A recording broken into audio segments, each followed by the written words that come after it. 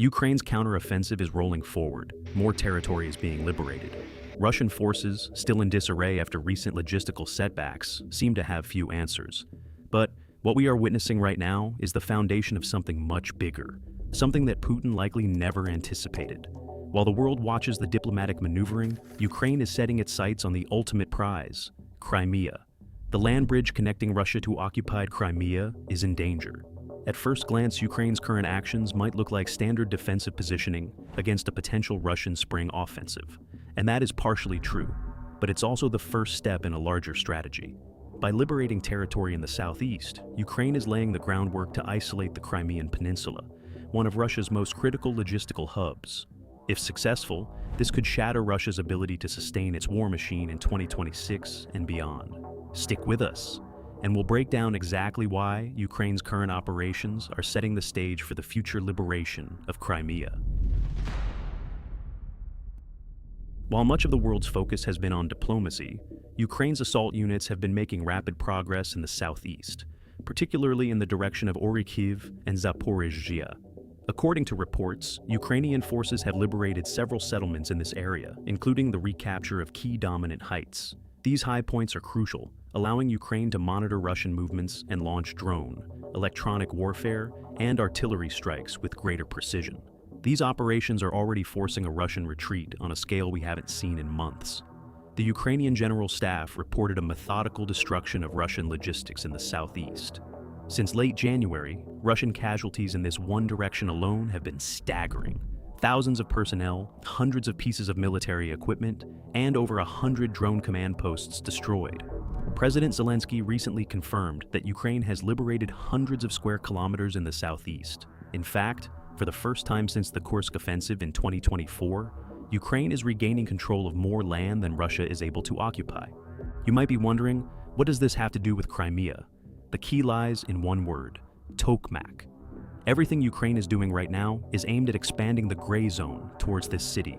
Tokmak is a vital logistics hub for the Russians. By pushing deeper south, Ukraine is creating and then constricting these gray zones. Here's how it works. Ukrainian artillery, drones, and assault units pelt Russian-occupied territories, turning them from firmly held areas into contested gray zones. Ukraine then pushes forward, clearing these zones and consolidating control. This gives them a new launching pad to expand the gray zone even further south. They expand, then constrict, then expand again, making steady progress and pushing Russian forces back. To make matters worse for Russia, Ukraine fills these zones with drones.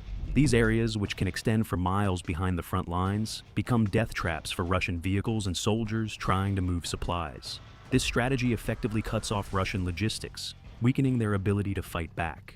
But territory isn't the only thing Ukraine is gaining. They are mastering the art of network-centric warfare. This is where each unit acts as part of a single organism, receiving real-time data from drones. Reconnaissance drones constantly patrol the gray zones, feeding live video into Ukraine's central cloud-based system, known as Delta. This system, created just before the full-scale invasion, allows every Ukrainian unit to see exactly what is happening on the battlefield. They can see Russian troop movements, confirm successful strikes, and coordinate attacks with incredible precision, all from a laptop, tablet, or smartphone. Ukraine can see the battlefield in real time. Russia, struggling without these integrated systems, is fighting blind. And this technological edge is what is enabling Ukraine's push south. So, how does this lead to Crimea? Every mile Ukraine advances south brings them closer to two key cities, Tokmak and Melitopol. These cities are the gatekeepers. They control the key roads and railway routes that Russia uses to supply its entire southern grouping of troops. And where do all those supplies come from? Crimea. Since the beginning of the war, Russia has relied on a land bridge from Crimea to supply its forces. For years, they thought it was safe, guarded by miles of occupied territory. But as Ukraine pushes south, they are edging closer to gaining fire control over that very land bridge. If Ukraine can take Tokmak and Melitopol, or even just get within artillery and missile range of the supply routes, they can effectively strangle the Russian southern forces. This would cut them off from their main supply artery. This wouldn't just affect the front lines. Crimea itself has been used by Russia as a launch pad for missile terror against Ukrainian cities. By gaining fire control over the land bridge, Ukraine would also be in a position to launch far more intense and effective strikes against Russian military positions inside Crimea. They would have more territory, more launch pads, and a shorter distance to target.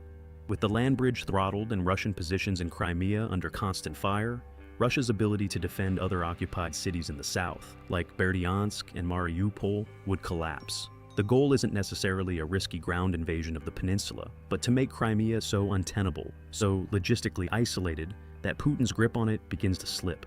What we are seeing is a victory of technology over antiquated Soviet tactics. Ukraine is using its robot army, air, land, and sea drones to whittle down Russian forces, preserving its own manpower. This is crucial because Ukraine faces its own manpower challenges. By using tech to compensate, they are systematically destroying Russian electronic warfare systems and creating a manpower crisis for the Kremlin. Russia is losing soldiers faster than it can recruit them, with tens of thousands of casualties per month. They lack the strategic reserves needed for the grand offensives they keep promising.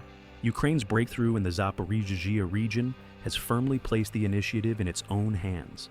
Many more battles await. But by using systematic network-centric warfare, Ukraine is bringing the liberation of Crimea into and the an occupied southern even regions more closer than ever before. dangerous The battle place for the south for is the battle for Russian Crimea. troops. Thanks for watching.